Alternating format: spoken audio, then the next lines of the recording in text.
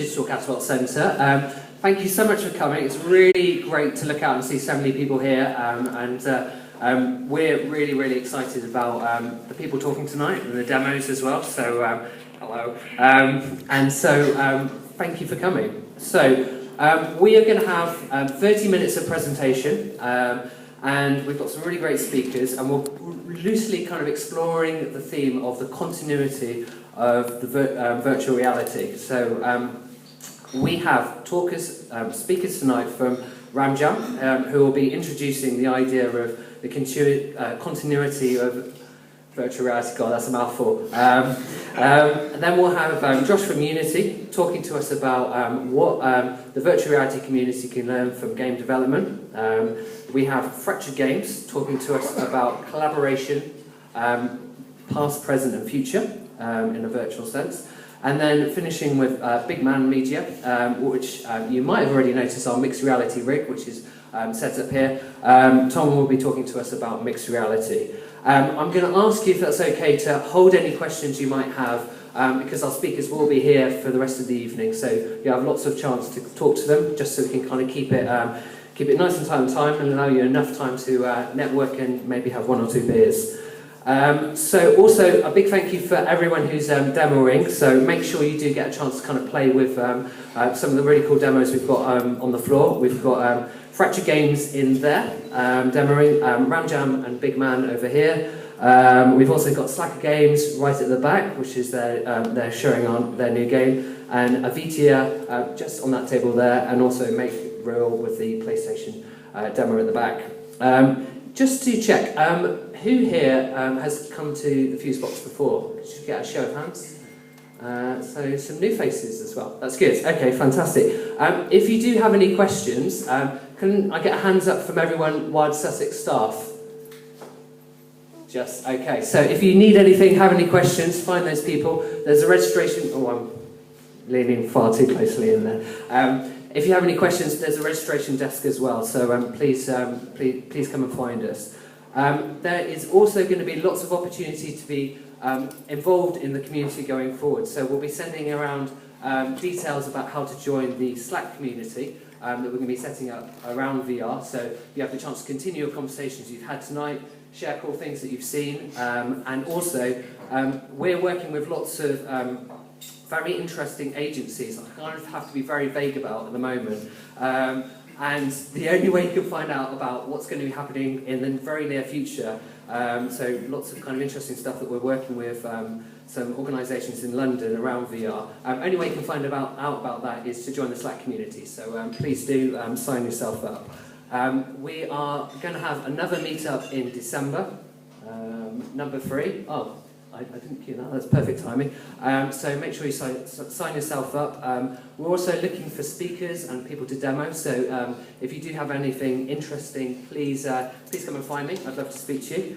Then, very finally, make sure you do tweet. We've got our hashtag here of VR Brighton, and also we've also kind of put the Twitter handles for everyone who's demoing as well, so make sure if you've had a really cool experience to share that on social.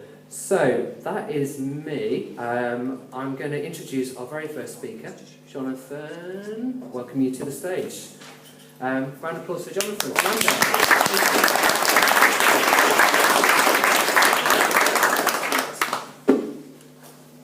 Hi everyone, you well? Fingers crossed. Oh, hello. Marvellous, okay, thank you.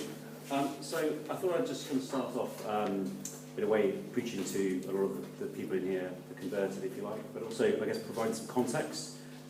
As with all new industries, there is a lot of confusion, new acronyms, new terminologies.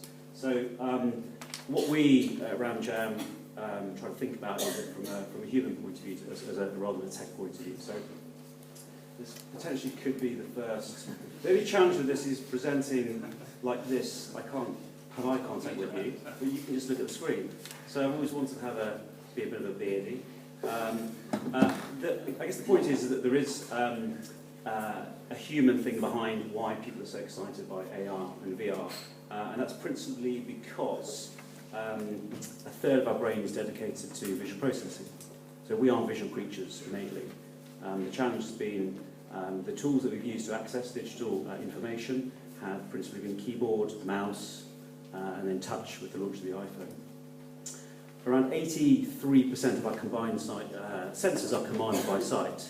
So this is quite natural for people to start to use these tools. So this is Masquerade, which Facebook bought the first quarter of this year. And I'm sure you've used Face Swap on Snapchat. This is now social currency. So people are using computer vision, in this instance face tracking technology, as social currency. So it is in the mainstream. Snapchat kind of brought AR, I guess, into the mainstream. But when people talk about is it happening, is it about to happen, the platform shift is here now. So the platform shift, as we see it, is, let me try and play around with this. This is good fun. Okay. That was probably the first face-tracked presentation in the world. So there's a platform shift happening from desktop to mobile to computer vision. So every 15 years, there is a seismic shift. What we're seeing at the moment is, so if you go back to the 1990s, it was very much about internet of information. So it's about accessing through portals like Yahoo information. Then you have the internet of services, so Google products, Amazon shopping, etc. Principally through mobile phones. Internet of people, really in the kind of 2010s from there on, have really, I guess, kind of taken the next wave of how people interact on the web. And really the Internet of Things in 2020 and onward will be one way people interact, what we like to think about as zero UI. So the idea is that using our eyes, making our eyes smarter through, in effect, everything in AR and VR is about putting a lens in front of you and making the world around you smarter or immersing you in a different world. So this is classic computer vision. It's not perfect, but it's actually an app for the blind. And what it does in real time, so it's got people, it will start to recognize objects around you, hands,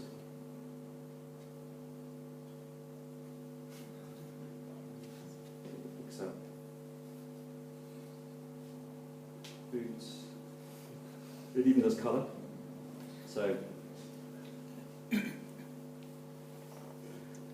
really what computer vision is trying to do is trying to, in real time, kind of understand around you. It always gets a laugh. It's always trying to, I guess, understand the world around you and provide you with more intelligence, which is always useful. I think that's crashed. Okay, we'll move on from that. So I guess what we see is this seismic shift in computing to visual interfaces, so zero UI. People have either a smartphone camera. Cameras are one of the most used things in a smartphone, and headsets and lots of other devices which will allow us to see things around us in a different way. There is this kind of continuum, so the virtuality continuum is on one side you have the real world, on the other side you have the virtual world. And people talk about AR and VR, but the reality is from all the speakers tonight, you'll see a combination of things that are all on that continuum.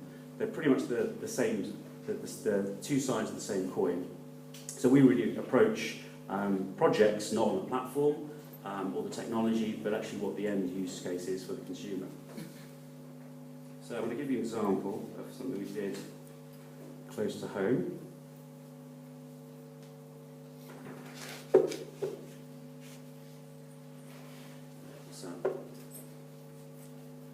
Never work with animals, children, and iPhone.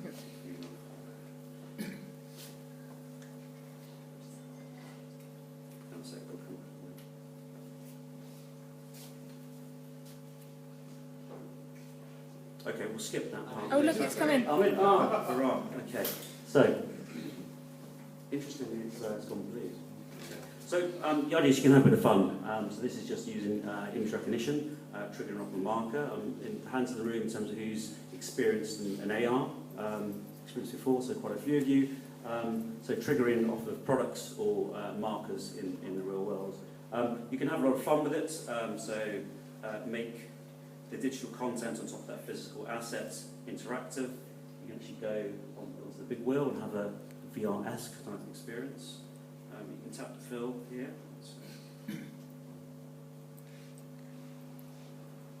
You can tap Phil. Here we go. There he is. Hey. There's Phil up in the air. You can bring him down to earth by tapping the balloons. Smash up Ramjam a little bit. So there's quite a lot that you can do, I guess, in terms of triggering digital content off of physical assets. So what we're trying to do, this is going dreadfully wrong trying to present from an iPhone, but I thought I'd put the shits and thought I'd give it a laugh as we go. So there's all the technology out there, so how do we make it meaningful? I think quite a few people in this room have worked in the sector for a while. A lot of it's been magical. This is a really good example of something that was good fun. There's a lot of roller coaster rides in the VR space, but really what we're trying to do is move from magical to doing something really meaningful, and actually working with clients on something that is ultimately measurable. A lot of the briefs that we get have been advertising-led, so brand-led, but actually a few briefs that I can talk a little bit about, I can't disclose too much at the moment, is in the field of market research.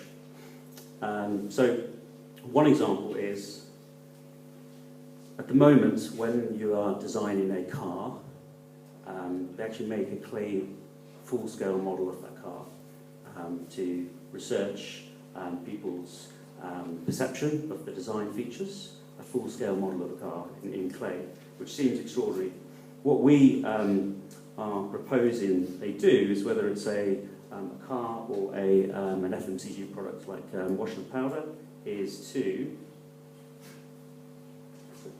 place a 3D model into the virtual environment. So this is, is it AR, is it mixed reality? It's actually a technology called simultaneous location and mapping. And what it does is it's markerless, so you don't need to have a marker to trigger the experience, but you can place a 3D object into a room and manipulate it.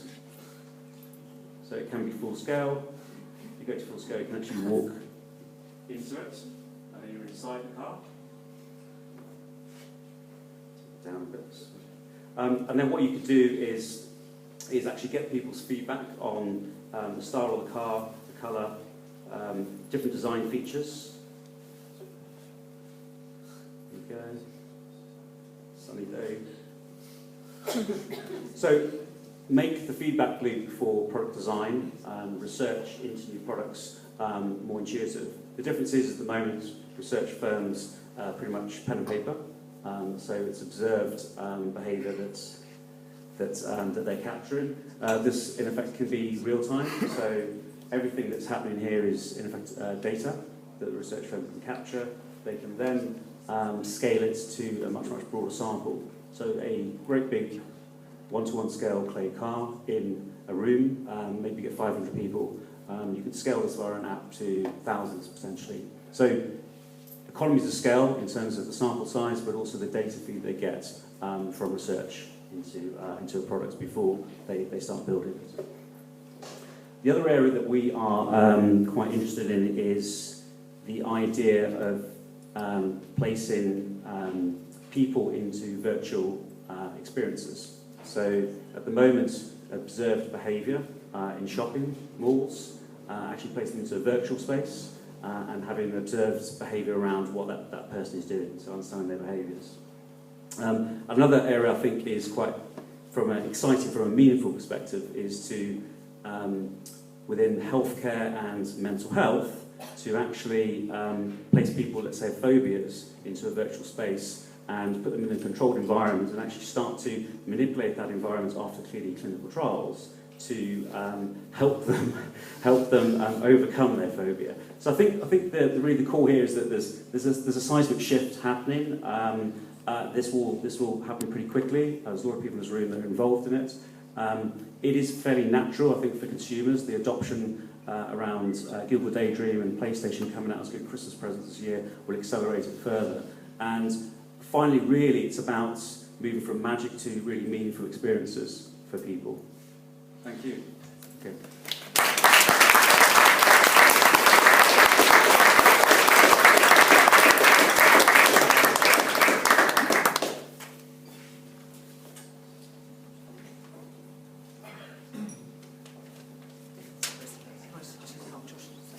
Yeah. So, thank you, Jonathan. Thank you very much, Jonathan. That was fantastic.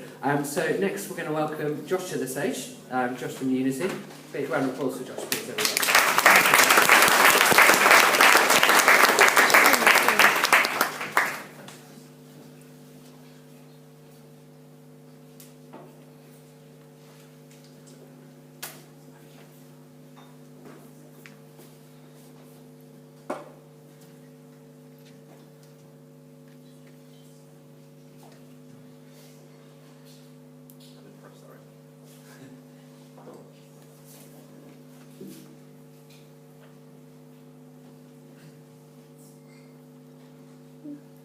Yes. Hello. Hey, thank you very much for coming. It's always nice to support local events. I mean, my job is to travel all around Europe and the Middle East, but to walk 5 minutes across the road and have some beers with nice local people is always great. So today I want to talk about Unity, because that's my job, and talk about VR and AR in non-games. So everybody knows Unity as a game engine, and it also means a lot of people are scared by the term game engine, and they don't want to use it for their product or their service or their experience because they're not a game. So they think, oh no, this just must be for games, so we're not going to use it. So hey, I'm Josh. I'm a technical evangelist for Unity, and it's not what you think. So it's part of my role to promote the Unity game engine, show people how to use certain features, deliver training, visit users all around Europe, and generally just talk about how amazing Unity is. Some of you may have realised I am not like you Southerners. And yeah, so I get the piss taken out of me quite a lot, really. Not a lot of people can understand what I'm saying. So like when I say goat and grass and coke and stuff like this. But I try to speak as very clearly as possible when I'm down here. So yeah, it's 2016 and it's a year of VR. But it's November, so you have to be really quick. And it's beautiful, right? It's amazing. And what I think it is the year of VR because I think consumers and general people walking in the street know what VR is now. Like I'll take a headset home, my housemate who's a physio, she goes, oh, you've got those goggle things, and she actually knows what it is. And people are understanding the term what VR and AR mean, like with things like Pokemon Go. But yeah, I'm here today to talk about creators. Because there's one true creator, because I'm an evangelist, so... So creators make amazing products, and creators use Unity. But then we look at different industries that can use VR, such as architecture, production like automotive, advertising to show people's products and film, movies, education, research, and entertainment. So these are the kind of people that are using VR as kind of like a product and something to expand what they do already. But the problem is that these people are using software developers. You can see this guy's a software developer because he's got code on his screen, he's wearing a shirt, and his desk is nice and tidy. But the thing with software developers is that software just solves problems. People create software to solve a problem. It serves a purpose. And most software developers just know, hey, I've got this problem, I'm going to solve it with software. But that's not what experience is, and that's not what VR and games and what people are trying to give their users. They're not trying to give them a solution to something. They just want to give them some entertainment or something like that. So we're going to turn to this guy instead. You can tell he's a game developer because he's got his cap on backwards. He's got a really messy desk. He's got 2 keyboards and 2 mice. So this guy's a cool guy. And he knows how to make cool experiences. But if we actually look what software a games team is made up of, it's made up of so many disciplines. It's made up of producers and artists and animators and texturers and programmers and testers. Not what you'd get in a normal software company. And these people, it's their livelihood to create entertainment. like film and movies and audio and music, like they're there to create these kind of experiences for users. It's pure entertainment. Because this is the best way to share experiences with friends and other people, right? So game developers use Unity. Who knows what Unity is? Okay, and how those people actually use Unity on a daily basis? Okay, so maybe 20%. And about half know what it is. So Unity is the most used game engine in the world. It's really easy to use product, and so many people use it because of its workflows. But one of the main reasons that people use it is because it's cross-platform. So we currently support 24 platforms. iOS, Android, all consoles, PC, Mac, Linux, as well as all of VR platforms, Oculus, Vive, Gear VR, Daydream, Android, Google. So that's why people use Unity. So if we look at the numbers, we've got 5.5 million developers actively using Unity right now. That's 5.5 million people that could be creating these VR experiences for companies in advertising and automotive. And we've had such a commitment to VR in the long run. If you look at 3 years ago when the Oculus Kickstarter happened, David Helgson, our founder, featured in there with many other industry leaders. We had the Oculus SDK integration in Unity 4, and we gave Unity Pro out to all Oculus developers at the time. And then we also included the Google Cardboard SDK. Just this year, 3 years later, we had the Vision Summit, which was a cross-industry VR conference. We've got native HMD integration for those 4 platforms. And we're improving our rendering pipeline improvements, all for VR. And then just the future, we've got a new input system, again, rendering techniques, cross-platform improvements, a VR editor, so you can actually build your environment whilst in VR, and you can see the sizes and the scale and where things are, and you can move them around with your controllers. And post-processing effects.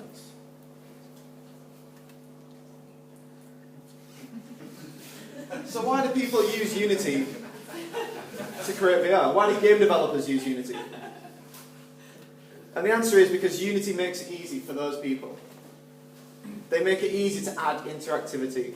They make it easy to add input from an Oculus. They make it easy to add input from a Gear VR or all across platforms. And that's why people use it, and that's why software developers, and that's why all of the other industries should look at game developers and what they can do for their products to give them that interactivity. So if we look at what game developers have done, this is Zerolight, previously Eutechnics, which was a game developer, and they turned from game developer to high-end VizSim for car manufacturers. And they created this Audi product where it's the Audi showroom. You go in, you've got the Vive headset, and you can walk around the environment and walk around and see the different models of the cars. And they can touch and they can change, and they can use the controllers to change the colours or change the like spoiler height, if you like Fast and Furious, I guess. But they can give the person that kind of experience just by going into their showroom. We've got things like the Game of Thrones Ascend the Wall, where you're actually going up the wall in the north, and the thing's shaking, and people actually grabbing hold of the physical like cage, because it feels like they're going up to the high wall and they can look around.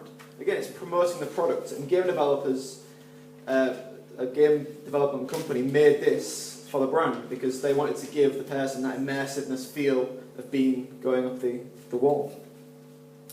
We've got companies like Aardman, one of the most famous animation studios in the world, creating products with Unity that adds real immersiveness. This was a BBC story about Turkish refugees, and everything happens when the player actually looks at that character. It's not just a 360 video. It's not just putting somebody there and they can look around. Things happen when the player looks at that player, so they know that they're affecting what's happening. It's the same with this. It's a panoramic animated series called Sequenced, and it's made by ApeLab. And again, this is a 360 virtual reality animated series where the story adapts in real time to where the player's focus is. And giving the player that kind of input, again, it's not just a 360 video where they can look anywhere and anything will happen. They're actually having input to the series. For research, people are using virtual reality and Unity to make this kind of scientific game where you're going through the human brain, and they can zap things and move around and choose where to go. It's not just that kind of, oh, I'm in this, I'm looking around, that's great, I'm going to take it off again. They're actually having some sort of input. And this was made by a company in Russia who are an independent game company, and it's on 6 platforms because that's the power of Unity, right? We've got this McDonald's harvester made by the guys who make Radio G, Make Rail. I think they're upstairs, right? So again, this is the kind of brand building by a company such as McDonald's. Everybody knows who McDonald's are, obviously, and they're still reaching out to as many people as possible to show, hey, we're on the forefront of this technology. We can educate people how to harvest potatoes, and you can actually input real-world objects such as a tractor, and a tractor steering wheel, and then have a 2-player networked game in VR. It's pretty amazing. So it mixes physical, real-world components and virtual ones, so they could be anywhere in the world. And then we've got experiences like Tilt Brush, which just gives the player an absolutely blank canvas. I give this to my 5-year-old little boy and say, there's one controller, pull the trigger, and then he's off. He can make anything he wants, and it gives that person the creative freedom to make anything on. And then we've got things like this, which is an animated film. And it is just like a 360 video where there's positional tracking as well. But what they've done here is use this little hedgehog. What's his name? It's Henry. That's the one. So what they've done with Henry is made the human feel empathy for him. So he's playing around where all the balloons are, and obviously he's a hedgehog, he's going to end up popping balloons. And he's going to be sad because he's popped his balloon. And then he looks you in the eye, really sad, and you feel sorry for this little hedgehog when you're like, well, what the fuck, man, you just popped a balloon with your own spikes. But you feel empathy for him because he looks you dead in the eye, and sometimes it can even feel awkward. Like, he's a cute hedgehog, so it's cool, but if you've got like Sam staring at you in VR at the back, like, that's pretty freaky, right? So we've even got things like storytelling and giving the player a sense to feel emotion and feel emotion for the thing that's in this virtual reality. And then the final frontier, right? Space. So NASA are using Unity for their Sidekick project. Basically, this guy, he's like the longest serving astronaut at the ISS ever. He wears HoloLens, he's running a Unity application, and if anything goes wrong on board the ISS, he can be linked to a professional down at Houston, and they can draw pictures that appear on his HoloLens how to fix the actual issue. That kind of immersiveness, that kind of connection with another human being, like thousands and thousands and thousands of miles while he's like floating around the earth at 10,000 miles an hour. It's pretty insane. And that's what you can do with Unity, and that's what game developers and people who, well, that's why I think so many people should be turning to the game development industry to help them with these issues. And what's really brilliant about the games industry is that people share experience like this at meetups like this. If you go to the automotive industry or the healthcare industry, they've got software developers in a little room, dark, coding away, and they never share what went right, what went wrong. Where in the games industry, we'll come to a meetup like this and we'll say, oh, this was really shit, so we didn't do it. We turned to something else, but that worked. And we're really open and free, and that's why our industry's grown so quickly. And that's why VR and AR and this kind of community will grow so much quicker because we're sharing everything together. So yeah, that's me. We'll count for questions now. We'll go after. But that's my Twitter hashtag if you want to contact me, or it's just joshn@unityfreedo.com. Thank you very much, and keep on creating.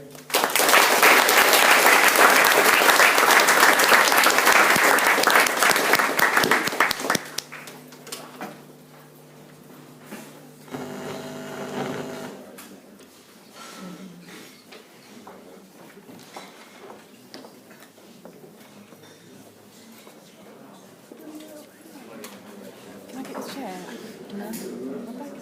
Can you wait? I'll come round and I'll get you one. So, give me 2 seconds. Just do it to get it out now. Go for it. Do after it. Yeah, and The audio.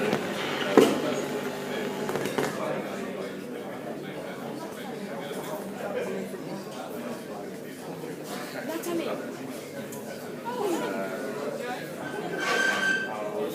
Amazing. So you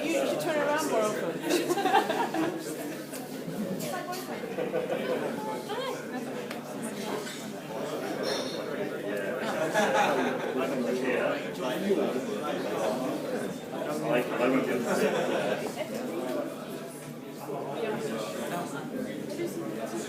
Yes, I've had a go at it. Brilliant.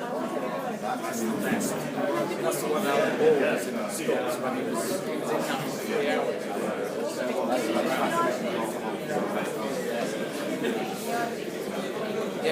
Hello everyone. Right, so our penultimate speaker, I'm going to welcome to the stage Rob from Fractured Games. Round of applause for Rob, everyone. Thank you, Put the beer down. My name's Rob. I'm from a company called Fracture.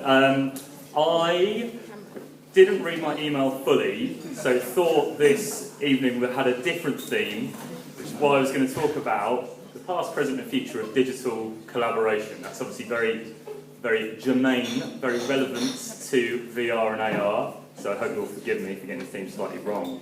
My company's called Fracture. We do content, applications and tools for mixed reality. We appear to be in a bit of a... We're sort of locked horns with Tom from Big Man over there for the term mixed reality. For him, it means green screen, taking virtual content and the real world and comping them together to create the illusion that you can put real footage of real people into a virtual world, which is incredibly cool. For us, it means something slightly different. A mixed reality device is like something you see on the right there. That's a Microsoft HoloLens.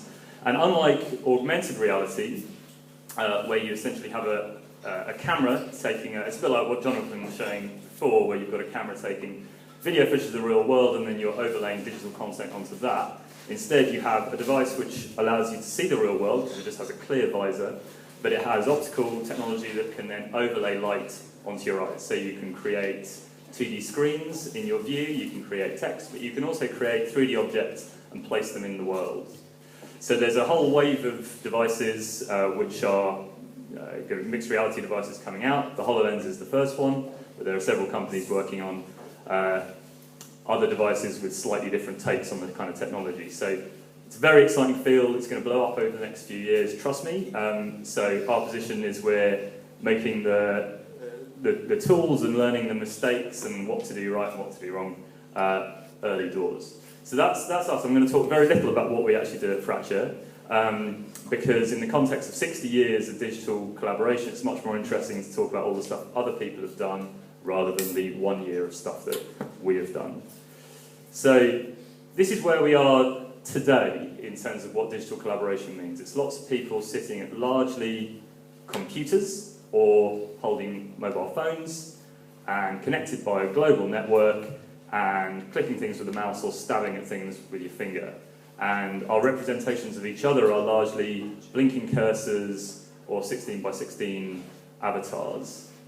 So it's quite a strange world that we live in, that we've created for ourselves and that we've kind of locked ourselves into. And so it's worth thinking about how we got here. So that journey starts in 1968 in California at the Stanford Research Institute. It was a time when men were men and computer scientists looked like scientists. So these are the staff of the ARC, the Augmentation Research Centre, which was based in Stanford. And they made loads of crazy stuff, like they made this giant... It's awesome, isn't it? That's a genuine picture from 1968. It's this awesome thing, I don't know what it was even for, it's like for crushing the necks of people who called you a nerd. And then even more terrifying things like this guy. This isn't from a film, it's like a thing that they took. It's like, here's a scientist with some equipment. But it looks utterly terrifying. But I cropped this picture, but if you zoom out, there are also like two small, little sort of 6-year-old girls just next to him, with no explanation for why they're there, presumably they were visiting their dad at work. So they did some awesome stuff, and you can see why this guy's in the b-boy stance there. He knows he's badass. But this was actually the most important thing that they made at the ARC. Does anybody know what this is? It's a mouse, isn't it? It's actually the first computer mouse ever. It's called the Engelbart mouse. It's made of wood with metal discs and a rope instead of a wire. So I don't know how that works. And it was made by this man, it's called Doug Engelbart. Incredibly important person in the history of computer science, but definitely the most important person in the history of digital collaboration. So this is a still from a video that you can still find on YouTube from a thing called the Mother of All Demos. And this was a 1 hour televised thing that Engelbart and his team made in 1968 in San Francisco. And it was a demonstration of a bunch of computer technology that they've been working on for allowing humans to interact with computers and collaborate with each other. Now, to frame this, remember this is what computers looked like in 1968. For most people, putting something into a computer meant putting a punch card into a computer, and for getting something out of a computer, it was getting a punch card out, or if you were lucky, getting a bit of paper spalling out of a printer with some words on. And so what Engelbart introduced the world to was a load of concepts that we're now very, very comfortable with, but that at the time were completely radical. So the idea of Windows, like 2D Windows being a thing that how you interacted with a computer, that was introduced at the Mother of All Demos. He introduced the idea of graphics, the idea of 2D symbolic objects representing ideas and things that were going on inside a computer. Word processing, so the idea of a cursor, that was introduced. The mouse, as we saw before.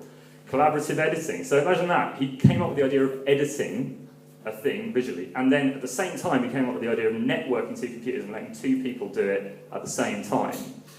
And then video conferencing, as we're about to see now. So here's a video, hopefully it'll play. Oh God. Play. I mean, it worked way slicker than this in 1968. Where's my mouse gone? No. Okay, it's a video, and in the video, Engelbart introduces the idea that he's going to talk to this other member of the team. That member of the team then pings onto the screen and they edit a document together. And it's just like you just watched the video, isn't it? Having me describe it to you. So, like, for us watching and looking back in 1968, we can be impressed that they were managing to do stuff that we do every day now, in 1968, because the technology was so primitive. But Engelbart's vision was very grand. He was a radical visionary, because he saw two big things the computers were going to allow us to do. One, he felt that a computer was a tool which had been made by man, but it allowed us to, through augmenting our capabilities, visually and audio and by input, to make better tools, which allow us to make better tools, blah, blah. So this kind of bootstrapping idea that you can accelerate human progress massively by augmentation, but also by collaboration. So he, very early on, before the internet existed, he envisaged a global network of knowledge workers who, by collaboration, could massively sort of multiply their own potential. And so the visionary sort of optimistic world that Engelbart foretold has kind of come to pass, but in a very mundane, boring way. So we do all of the stuff that the ARC was doing in 1968, and we do it with things like Microsoft Excel. So if you look over on the right, you've got Merrily McGilloway represented as a small sort of box, and then somebody else represented as a small green box. These two are collaborating over a document. This is the kind of thing we do all the time. Or Google Docs, where you have collaborative documents, people are editing them. This is a very sort of banal version of the future that Engelbart predicted, and we're so comfortable with it now that we don't even really see it as transformative technology. You can see how comfortable people are with it by the fact that if you ever create a shared document of work, this immediately happens to it. It just gets instantly trolled. And that's how comfortable people are with it. They don't have any reverence for the technology. They just see it as, yeah, let's get involved and let's troll this document. We're also our brains are very plastic. So if you give someone very bad collaborative tools for communicating, they'll still find ways around it. So all of these sort of shorthands that we use every day, I'm going to show off by knowing what all of these mean. LOL means we're talking, you can't see me, but I'm amused. AFK means I'm absent rather than ignoring you. ... means I'm thinking about what you just said rather than ignoring you. The one on the bottom means what I just said was ironic, but you can't see my face or the tone of my voice, so you can't tell. And then the one at the far right means I just sent a really aggressive email, but I want to sort of end it on a good note. So I'm going to stick that in. So what are all of these? These are all ways that we find of getting round a medium that's robbed us of all of the ability to actually communicate with the tools that we have evolved to communicate with, which is eye contact, facial expression, body language, gesture, tone of voice. And so our brains are very plastic, and that, in a way, that's kind of a bad thing, because it means that we put up with bad tools. And so this is how we've come to this sort of world where things are 16 by 16 pixels, and we jab at screens, and we don't need to sort of see each other and communicate with each other. But we're heading towards a world where those screens and those very limited tools are going to start to disappear. Networked VR, that Josh was just talking about, computer vision, which allows you to have a device which knows what the world around you looks like and where people are, and recognise their faces. And so we are entering a world, and at a rapidly increasing pace, where those constraints aren't going to exist anymore. And it starts to be a world where this digital collaboration, which really hasn't changed much since 1968, is going to get hugely disrupted by bringing in the messy world of gesture, voice, eye contact, facial expression. Much of the rest of this talk relies on video, so this could get... Prepare to have a lot of videos described to you. This is... Spacebar. No, spacebar goes to the next slide. Any other ideas? Yes, there we go. Okay. All right, this is multiplayer tilt brush. Josh was... Oh, come on. Right, we're going to watch it in non-full screen mode. Okay, so Josh was talking about tilt brush before. It's a 3D MS Paint kind of thing, is a good way of describing it. V2, they added multiplayer. So this is now, I'm in VR, and there are multiple controllers and multiple headsets. I can see, not much, but I can see where other people are and what they're doing or what they're planning to do by gesture and head position. So this is very minimal, but it's a, oh Christ.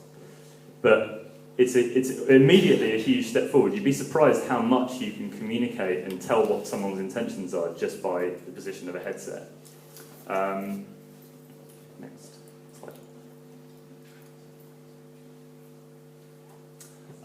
This is Rec Room, which is another networked VR experience. Now in this, all of these people are, all of these avatars are real people, and everyone has facial expression. But that facial expression changes. Now, it's not looking at your face, because it's just a VR headset, but they use stuff like where you are in relation to other people in the world, what you've been doing, where you're moving to then generate data to generate a facial expression. And they're quite clever because you sort of only ever have a positive facial expression in Rec Room. So as you're wandering around the world, you just feel good about everything. There's no unhappiness in Rec Room, which I sort of suspect would make you go psychotic eventually. But it's an interesting sort of take on, you want to have a personal connection with someone, you can look at them, and when you social engineer that, what should you do? Should you allow negativity, or should you just always generate sort of positive emotion? We're now getting slightly more sort of directly having facial expression. So this is the Oculus Connect presentation that Mark Zuckerberg took part in a couple of weeks ago. So here you've got two people, Lucy and Michael, who have avatars, and their facial expressions change over time, and you can sort of hear and see them synchronized with what they're saying and where they're looking. Now, again, there's no camera looking at their face and trying to turn that into an avatar. What's actually happening is, oh, Palmer Lucky there, damn him.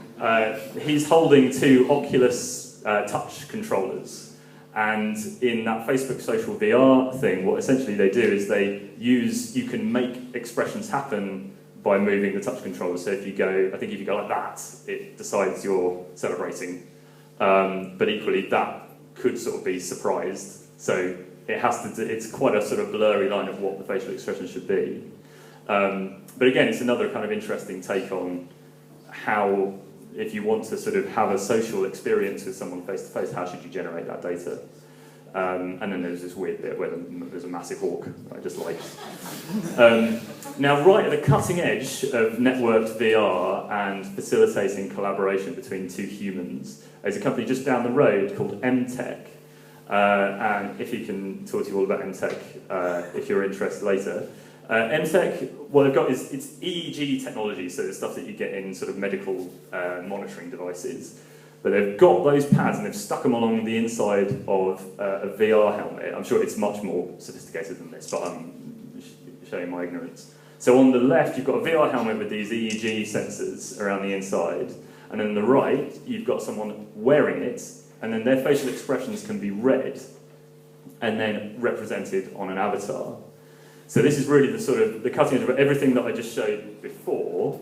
That sort of gets to, like, lets you have an abstraction and some way of communicating that stuff. But this is really on the sort of forefront of where it might go for allowing people who are physically distant to look at each other and actually tell what sort of emotions and where their eyes are moving and all this kind of stuff. So that's very exciting. To move on at the very end to mixed reality, the stuff I was talking about at the beginning with the HoloLens. On the left, you've got virtual reality, so this is someone in their own space, fully immersed, maybe networked with somebody else. On the right, you've got someone with a mixed reality device on, so they can see completely through the device. If they're standing with somebody in the same room, there's no need for any of this technology because they can just see them. And so we can just use all the normal human faculties that we've evolved to tell what that other person is doing. This is a video sort of, I don't really know what this is showing, but I'll quickly play it just to, I suppose, to explain what, oh Christ, it's so loud. Okay, so this is a video of some content that we've made, and it really just, I suppose, explains what the HoloLens does. So there's me with the HoloLens on, I can see the desk and the room around me, and then I can see this virtual content. So in this scenario, imagine you're from the perspective of the person holding the camera. The important distinction from VR is that we have a piece of virtual content, but we can see each other as real people, and we can use all the normal facilities that we would use to talk about a real object. So I can point at it, I can look at what you're looking at, we can talk about the same thing, you can gesture using these things, which are the best gesture devices in the world. And so all of that, we sort of get back everything that we've lost by moving to sort of digital media. We get back these sort of simple, fuzzy, sort of human interaction facilities. This is a Microsoft promotional shot. This shows, I think, another thing which is interesting about mixed reality, which is the devices inherently have to sort of be able to create a map of what's around them at all times. And what you can do there is scan a room and start to semantically reconstruct what the things in the room are. So you can work out, okay, that's a table, that's a wall, that's a floor, that's a sofa. And then they've taken the sofa and they've taken a digital avatar and plonked them down on the sofa. So that app, in theory, then if you take it to a different room, that character would be sitting in a different place. And it doesn't have to be a character, it could be any piece of content. But if we can start to use platforms like that to make the things we're interacting with more aware of the surroundings they're in, then again it starts to feel more human and more natural. This is HoloLens Skype. It's a little bit like what Josh was talking about with the International Space Station. You've got two people collaborating, but the guy on the left, this is his view on the right, he has an iPad, he's seeing what the woman with the HoloLens is seeing, and then he's able to annotate her view in real time on his iPad, and that then appears to her. So again, it's sort of taking, we're no longer, this is networked, they're networked together, but they're not having to, there's not so much of a disjoint about the physical space they're interacting with. So he can see exactly what she's seeing, he can place virtual content into her world. And then this is the really banana stuff, this is called holoportation. So it's a bit complicated to explain, but basically the man in the white shirt is really there, and then the man in the checked shirt, and you can tell by his colourful legs, isn't really there, but is having his 3D sort of colour and depth reconstructed in the view of the guy in white, and vice versa. And they have to it requires a ridiculously sophisticated camera setup and lots of this, that, and the other. But it's pretty magical. So this is sort of the the end point of the idea of video conferencing is that you can beam a real 3D full colour person into the space alongside you. Okay, I'm going to blast through these last 3 slides and then get out of here. So this is just some stuff that we're working on at Fracture. We're stripping a lot of that back and just starting with what collaborative tools are interesting and transferable to lots of different scenarios. So just the idea of taking 2 people, both giving them a helmet, being able to synchronize the room that they're in, and placing content that they can both interact and talk about is really interesting. That's valid for content which is really just static with some simple interactions, but it's also valid for content which is dynamic. So things like collaborative design, discussing an object which you're designing together, so things like scaling and rotation. And for me to be able to point at that object, for you to see what I'm pointing at, and us to have no sort of barriers of having to use mouse pointers or tiny avatars that represent me. I now represent me, and when I point at something, I do it with my finger. And I think that's kind of the end point that Engelbart and his beardy friend, who you never got to see the video of, would have been quite proud of. Thanks very much for listening. Sorry I ran over a little bit.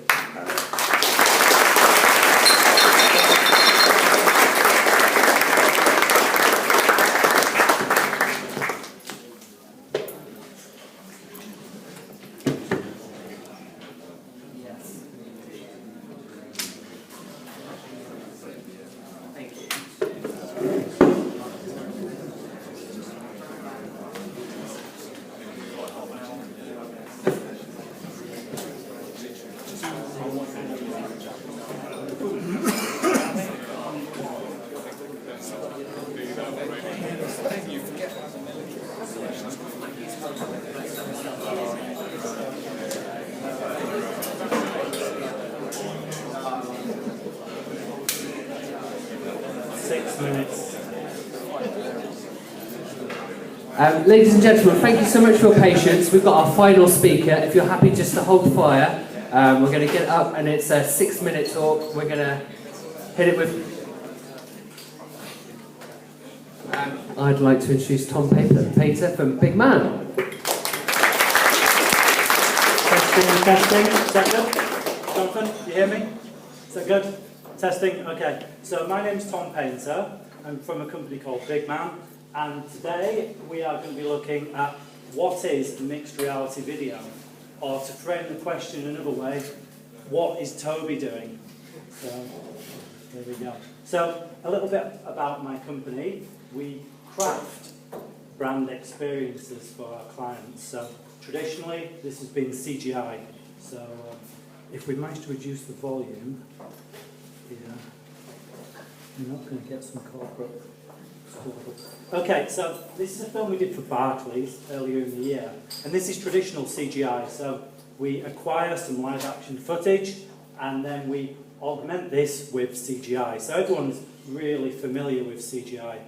I think for us, the awesome thing about VR was how I've been doing this for a long time, all my life, but I put the headset on, and I was like, with the content that we create, and I was like, I'm sold in on this thing. This is awesome. So, ever since we got the Vive, I've just been completely addicted. And the company now is completely pivoting towards AR and VR and mixed reality we'll talk about anyway. So, what is Toby doing?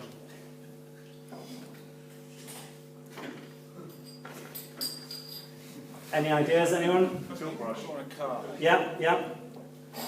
Drawing snowman. Oh, someone saw the email. Okay, so, yeah, Toby's drawing a snowman. So, this is kind of the behind-the-scenes marketing tool for VR and AR, is mixed reality video. So, without this kind of intermediate format, this is video. You know, we're all used to video, but this describes very concisely what Toby experiences, in VR. Otherwise, we're just left looking at a person with some plastic on their face, and no one really knows what's going on. So how does it work then? So, our rig has a third Vive controller strapped to the top of it, and the firmware, it's a bit of a hack really at the moment. It's alpha technology at best. It's a little bit unstable, so I hope everyone's going to be able to have a go tonight, but if it breaks, I'm sorry, but it's not my fault. It's really flaky. But basically, the third Vive controller reports back. You only get 2 in the box, this is the third one. It reports back to the computer number 1 and says, I know where the camera is. So then we're able to generate a third-person perspective that matches where the real-world camera is. So you see Toby with the video camera on the bottom right there. This is what Unity spits out. So the guys at Unity have released some really great mixed reality tools that we can use, and the guys over at Steam. So then we use a second computer to composite all this footage together, and then we feed that back to the monitor on the camera, so the camera person can compose the virtual and the real stuff. So like 5 years ago, this was James Cameron only, like millions and millions of dollars worth of really high-end avatar kit, and now we can cobble this rig together for like $5,000 and a lot of blood, sweat and tears. So why is this awesome? Well, mainly I think it allows us to gain empathy for what the person with the plastic on their head is doing. So without this, in this sort of environment, only a few people are actually in the environment. Everyone else is sort of left guessing or wondering, or maybe they're just bored. But it's great for social media. This is really shareable stuff. Look at me making a snowman, or whatever we're doing. For events like this, I'm hoping if this works, this is going to be awesome. We've got a good surprise for you. Because we're on the transition point to this platform shift that Rob and Jonathan and everyone's been talking about, we're not 100% there yet. So most of us, we deal with screens still, we deal with video. With things like Snapchat, it's very video. So I think this is going to be a cool tool for the next few years, until we've all got this cool Apple AR device that we take around constantly. I think maybe 2, 5, 10 years, I'm not sure. But until we get there, this is going to help bring the adoption of VR onwards, I think.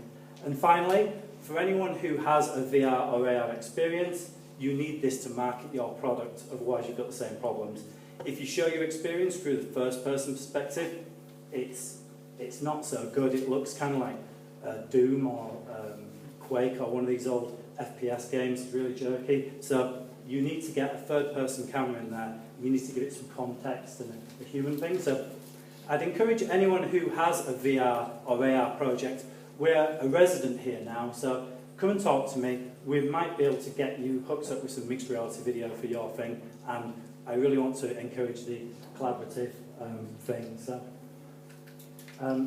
to come back to what Rob was saying, this is a contentious issue, and I'll argue with Rob and Jonathan and everyone else about this. If you want an argument about this with me, come and find me. Mixed reality, this is the Virtuality Continuum, right? Reality on one side, VR on the other side. Everything in the middle is mixed reality as far as I'm concerned.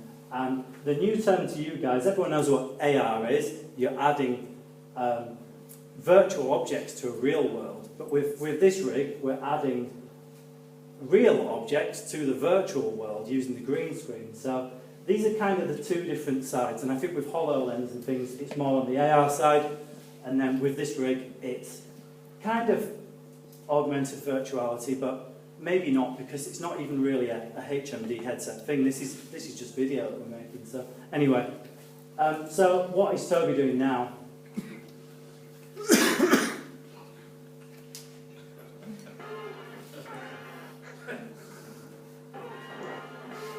Any guesses, anyone?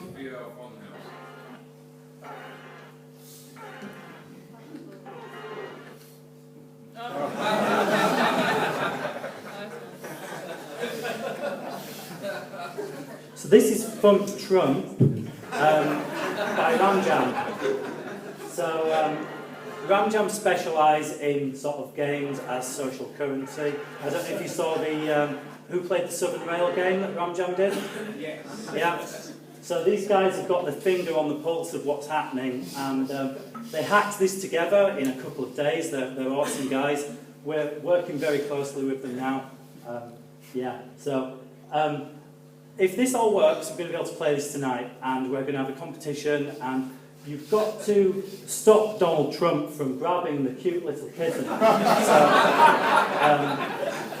And you get points for how many Donald Trumps you can hit. If you give us your email address or whatever, we can send you your clip. Hopefully we'll figure out some way of editing it all so everyone can get their footage. So thank you, everyone. Thanks to the community. Big applause for Richard and Rosalie and the Digital Catapult Centre.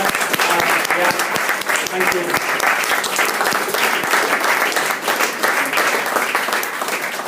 Thank you, everyone, and a massive round of applause for the speakers.